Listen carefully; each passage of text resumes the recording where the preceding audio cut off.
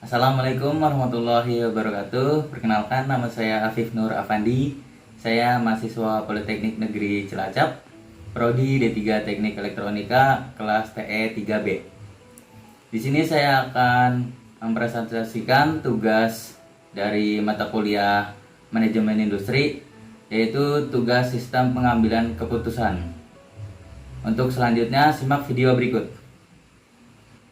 Oke, ini adalah PowerPoint yang sudah saya buat untuk mempresentasikan bab 3, yaitu sistem pengambilan keputusan dari mata kuliah Manajemen Industri.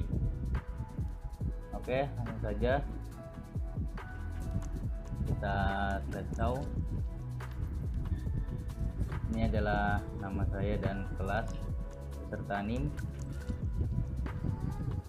Oke, di sini masalah dan kesempatan. Pekerjaan seorang pimpinan atau manajer tidak lepas dari pengambilan keputusan. Manajer harus dapat membuat keputusan yang terbaik untuk organisasi dalam situasi dan kondisi yang bagaimanapun. Oleh karena itu, diperlukan kemampuan membuat keputusan terbaik. Masalah dan kesempatan. Masalah dapat ditimbulkan dari beberapa sumber, diantaranya yaitu yang pertama, permasalahan dari diri sendiri biasanya terjadi oleh faktor human error, yaitu faktor dari manusianya sendiri, yaitu karena keseriusan, perhatian, atau tingkat kefokusan menjadi hal yang berkaitan erat terhadap timbulnya permasalahan diri sendiri. Lalu yang kedua, permasalahan dari lingkungan. Permasalahan dari lingkungan timbul akibat dari lingkungan yang keadaannya tidak sesuai atau tidak memenuhi faktor kelayakan yang ada. Lingkungan yang memiliki kondisi yang kurang kondusif akan rentan terhadap timbulnya masalah. Oke, next. Yang tiga, permasalahan dari proses atau teknik, yaitu proses suatu kegiatan yang berjalan memiliki beberapa potensi kesalahan. Proses yang terlalu berliku dan terus berulang akan cenderung mudah membuat suatu kesalahan. Mungkin di sini maksudnya proses yang tidak ada upgrade-annya, maka dari itu akan cenderung mudah membuat suatu kesalahan. Yang keempat yaitu fenomena lain. Permasalahan ini timbul bukan dari faktor yang ada, tetapi dari faktor X. X itu adalah yang tidak terduga. Fenomena yang muncul secara tiba-tiba dapat menyebabkan masalah baru yang harus diselesaikan. Next. Pengambilan keputusan. Keputusan adalah suatu reaksi terhadap beberapa solusi alternatif yang dilakukan secara sadar dengan cara menganalisis kemungkinan-kemungkinan dari alternatif tersebut bersama konsekuensinya. Next. Tipe keputusan. Menurut Herbert A. Simon mengklasifikasikan keputusan menjadi dua jenis. Dua jenis ini, yang pertama yaitu keputusan terprogram, yaitu keputusan yang bersifat terstruktur atau berulang, atau keduanya. Keputusan terprogram dapat diselesaikan dengan beberapa langkah, antara lain yaitu norma, prosedur kerja, dan struktur organisasi, middle or lower management. Next. Yang kedua yaitu keputusan tidak terprogram. Itu adalah keputusan yang tidak terstruktur atau tidak berulang, atau keduanya. Keputusan ini diselesaikan dengan langkah-langkah antara lain yaitu proses pemecahan masalah umum, pertimbangan, dan kreativitas top management. Next. Kepastian resiko dan ketidakpastian. Dalam proses pengambilan keputusan secara ilmiah harus dilakukan langkah-langkah yang logis dalam pertimbangan membuat keputusan. Resiko yang akan muncul berkaitan dengan keputusan harus dipertimbangkan untung dan ruginya. Next.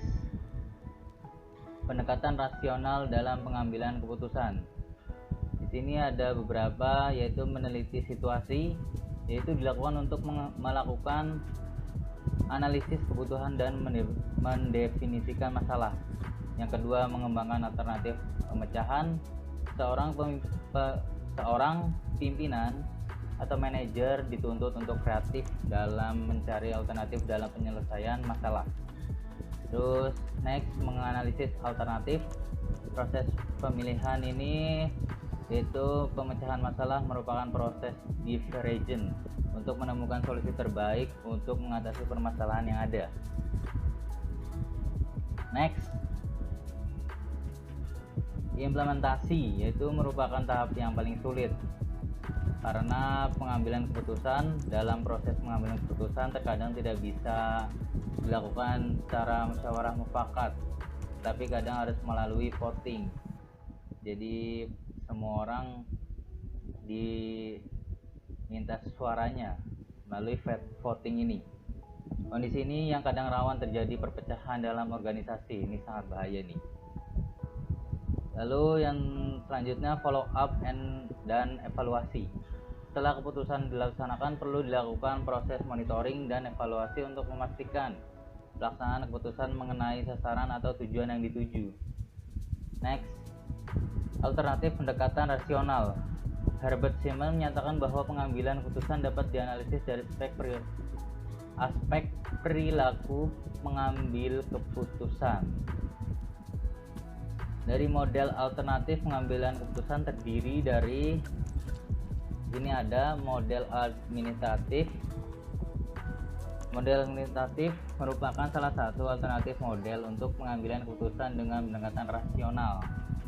Yang kedua itu heuristik. Heuristik ini model-model yang diilhami dari penelitian yang dilakukan oleh Amos Tversky dan Daniel Kahneman yang dihasilkan menunjukkan bahwa orang cenderung menggunakan heuristik atau rule of thumb untuk menyederhanakan pengambilan keputusan.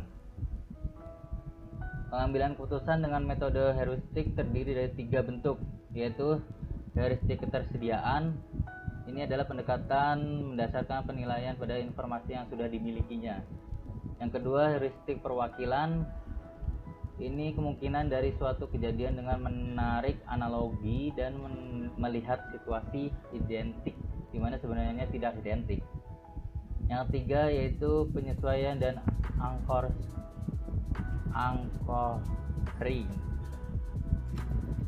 Manusia biasanya menilai sesuatu dengan membandingkan apa yang ada di dalam otaknya. Dia selalu membanding-bandingkan.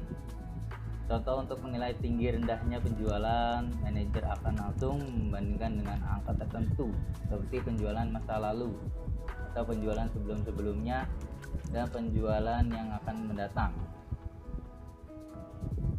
Lalu selanjutnya ada intuisi dan eskalasi komitmen, yaitu model pengambilan keputusan lainnya adalah intuisi dan eskalasi komitmen. Next ada pengaruh politik dan etika. Di sini yaitu membatasi rasionalitas dalam proses pengambilan keputusan. Next, efektivitas pengambilan keputusan. Proses pengambilan keputusan dapat dilakukan dengan mengklasifikasikan permasalahan dalam 2 tingkat, yaitu individual dan tingkat kelompok. Pengambilan keputusan tingkat individual ini ada beberapa faktor yang menghalangi pengambilan keputusan secara efektif, diantaranya yaitu relaxed avoidance, yang kedua relaxed change, dan yang ketiga defensive avoidance. Yang kedua ada pengambilan keputusan tingkat kelompok. Ini maksudnya dilakukan dengan berbagai cara, yaitu diantaranya kelompok interaksi, kelompok DLP, dan kelompok nominal. Sekian video presentasi dari saya. Apabila ada kesalahan kata mohon dimaafkan. Bila taufik wal hidayah. Assalamualaikum warahmatullahi wabarakatuh.